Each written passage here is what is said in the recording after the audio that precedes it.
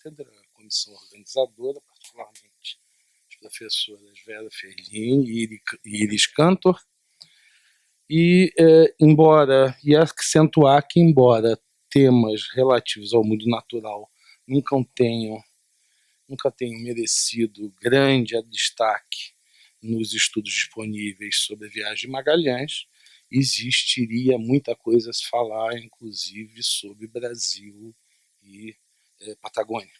No entanto, eu gostaria de tecer alguns breves comentários sobre um episódio muito curioso que vai levar ao nascimento de uma lenda destinada a durar com altos e baixos por volta de 250 anos. Tá? Quando o Vitória retorna, em setembro de 1522, ele acaba por conferir consistência material a alguns relatos muito confusos que circulavam na Europa, pelo menos desde 1496, sobre a existência de umas aves bastante estranhas nas Índias Orientais, algo que vai ser noticiado, por exemplo, pelo mercador veneziano Niccolo de Conti e o navegador português Tomé Pires. Os despojos de 2 desses seres improváveis, dessas aves muito estranhas, que eram chamados pelos habitantes das Molucas de pássaros de Deus, estavam entre os tesouros trazidos pela Europa. Aqui vocês têm um desenho de 1522, portanto é um dos exemplares trazidos pelo Vitória, e aqui uma versão não tão antiga, que permite uma melhor visualização desse tipo de espécime. Esse material, essas aves, vão causar grande assombro, não só pela extraordinária beleza da sua plumagem, quanto pelo fato de que quase não possuíam carne e não possuíam também asas e pés. Segundo os informantes da expedição de Magalhães, eles falavam que nunca tinham visto uma ave dessas vivas e afirmavam que elas provinham do paraíso terrestre, tá? E que passavam a vida pairando pelos ares entre a terra e o céu. Esse relato vai causar um enorme impacto por diversos motivos. Alguns são óbvios. Uma prova material da existência do Éden é algo que vai repercutir fortemente numa Europa católica. Outros não são tão evidentes. Por exemplo, a existência desses pássaros nega Aristóteles, que afirma que todas as aves teriam que ter asas e pés. Tá? Fato é que muitos vão buscar a corte espanhola e Roma, para onde uma dessas aves é mandada, para ver essa autêntica maravilha. Essa fábula, entretanto, vai suscitar numerosas indagações e vai ser rapidamente enriquecida por várias discussões e hipóteses as mais inusitadas. Algumas, na realidade, a base dessas hipóteses a base vai ser lançada já em 1522, na célebre Molluscis Insulis, do Maximilianus Transilvanus, secretário do imperador Carlos V, como foi dito aqui, muito próximo do Anguera, Pedro Mártir de Anguera. Tá? Conforme seria de esperar, essas aves do paraíso vão dar origem a uma vasta iconografia, tá? Que abarca estudos, códices, livros de orações, publicações ou várias, folhetos e também tapeçarias, como é o caso desta tapeçaria do Júlio Romano, de 1540, que está em Lisboa. Tá? À primeira vista, portanto, trata-se de uma fábula desenvolvida pelos europeus, seria uma adaptação de uma crença das Ilhas das Especiarias. Contudo, essa trajetória não é tão simples e exige uma breve digressão. Para começar, não deve causar surpresa que os informantes nunca tivessem visto uma dessas aves vivas.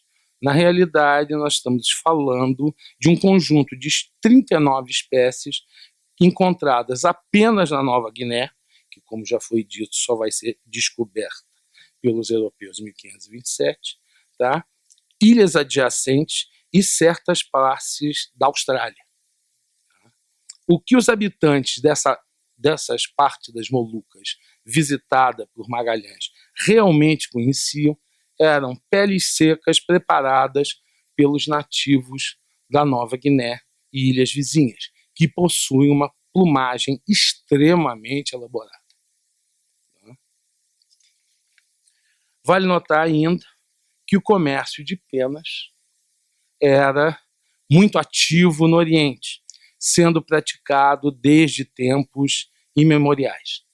Vai se estender a várias partes desde várias partes da atual Indonésia, inclusive Molucas, pelo menos até a China e a Pérsia.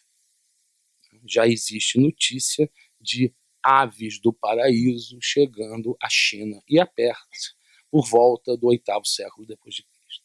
E é por volta também do 8º século depois de Cristo que os primeiros mercadores árabes chegam às Índias Orientais. O Islã vai se tornar a religião dominante na região por volta do século XIII. E confrontados com as peles dessas aves, né, desses aves misteriosas, desses pássaros misteriosos, os muçulmanos criam a lenda que esses pássaros viriam do paraíso. Portanto, a expedição de Magalhães testemunha um tráfico muito intenso e extenso e antiquíssimo e leva para a Europa alguns dos itens desse comércio, não só especiarias, mas outros também, junto com um relato de fundo islâmico, que vai ser acrescido pelas tradições locais. Portanto, bem-vindos à globalização. Tá? Essa construção, por seu turno, vai ser trabalhada pelo Ocidente cristão segundo parâmetros próprios, dando origem ao nosso mito das aves do paraíso. Apesar de virem dos paraísos, supostamente virem dos paraísos, não são seres celestiais. Eles possuem penas, mas não são anjos. São aves. Portanto, como nós vemos o mundo natural por analogia, essas aves do paraíso teriam que se alimentar de alguma coisa, descansar de alguma maneira e se reproduzir de alguma forma.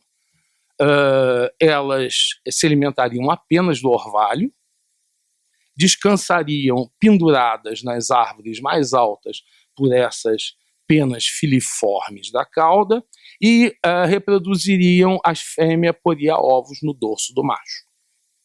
Simples assim. Tá?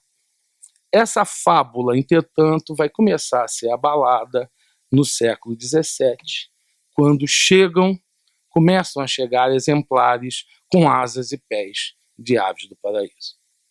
E o que vai gerar uma enorme controvérsia, né, que envolve, inclusive, a perda de uma prova material da existência do Éden, além de várias questões de cunho simbólico. Afinal de contas, as aves do paraíso entram rapidamente nos emblemata, né, como símbolos da pobreza, afinal de contas elas não viviam de nada, né, e como símbolo do casamento, da fidelidade do casamento. Imagine, o macho levava os ovos nas costas, e assim por diante. No século XVIII, já não eram muitos os que acreditavam no mito das aves do paraíso de forma cabal. Mas a história continuaria viva o suficiente para que o Linneu, ao lançar o seu sistema de classificação em 1750, na década de 1750, conferisse o nome de Paradisea apoda a uma das espécies. Tá? Ou seja, a ave do paraíso, a habitante do paraíso sem pés. Tá? O cerne do problema residia no fato de que, até então, nenhum europeu jamais tinha visto uma ave dessas viva. essa lacuna vai ser preenchida apenas em 1822, 1825, por René Lesson, o farmacêutico a bordo da corveta La Coquille, que é uma das embarcações da viagem de circunnavegação de Duperrey.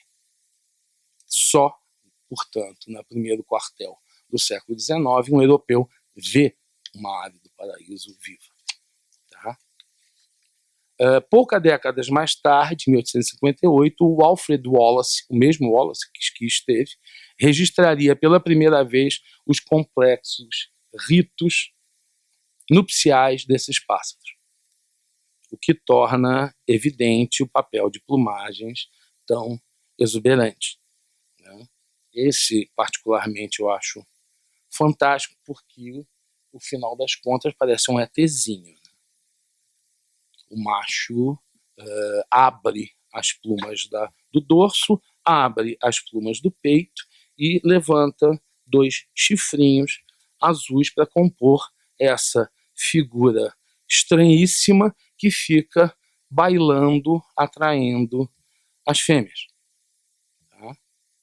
A lenda esta vai cair no completo esquecimento. E o que resta é apenas a designação de aves do paraíso, que se perpetua até o dia de hoje. Os membros da família Paradiseidae são amplamente conhecidos como aves do paraíso e não são conforme, e esse nome não vem, conforme acreditam muitos zoólogos, inclusive, não vem da beleza da plumagem dessas aves e tampouco do seu aspecto espetacular. Elas, na realidade, têm uma origem muito anterior. Tá? Para as aves do paraíso, infelizmente, a história não termina aí. Porque os europeus são também atraídos pela beleza da plumagem desses pássaros e, ao pouco, entram no tráfico de penas. Tá? Em um primeiro momento, isso aparece na Europa com personagens que se vestem à moda oriental. Tá? Eles procuram replicar o aspecto dos orientais usando aves do paraíso nos turbantes. Esse quadro é de 1628. Tá? E é provavelmente um mercador holandês de uma das companhias de comércio. Só que a demanda aumenta drasticamente e no século XIX, e acaba por explodir no século XIX e primeira metade do XX, com a importação maciça de peles de aves de paraíso, não muito distintas daquela dos séculos XVI. Essa é uma pele do século XIX, e aí vocês têm uma oficina, uma plumacerie, como dizem os franceses, uma oficina de trabalho de penas de Nova York, entre 1907 e 1933. Apenas 4 empresas de Londres, em 3 meses de 1911, vão importar 20.798 aves do paraíso. Tá? O destino final é a indústria da moda. Tá? Em 1935, esse chapéu custava cerca de $50, o que representava um produto de altíssimo luxo. Representa cerca de 4,5 semanas de rendimento de um trabalhador de salário mínimo. Tá? É um verdadeiro milagre que nenhuma espécie de aves do paraíso tenha desaparecido. No momento, ainda bem que elas não são amazônicas, não? No momento, existem 3 espécies consideradas vulneráveis e umas 4 outras que começam a preocupar. Mas, no fundo, o problema é que, para a maioria das espécies, não existem informações precisas. É isso. Muito obrigado.